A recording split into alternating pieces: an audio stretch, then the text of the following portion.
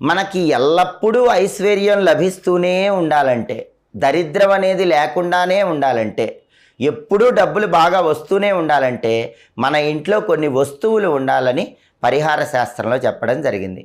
వాటిలో ముఖ్యమైనటువంటి వస్తువులు ఏంటంటే రోలు, రోకలి. ఎందుకంటే రోలు అనేటటువంటిది పార్వతీదేవి స్వరూపం, రోకలి అనేటటువంటిది పరమేశ్వర స్వరూపమని ప్రామాణిక పరిహార శాస్త్రంలో చెప్పారు.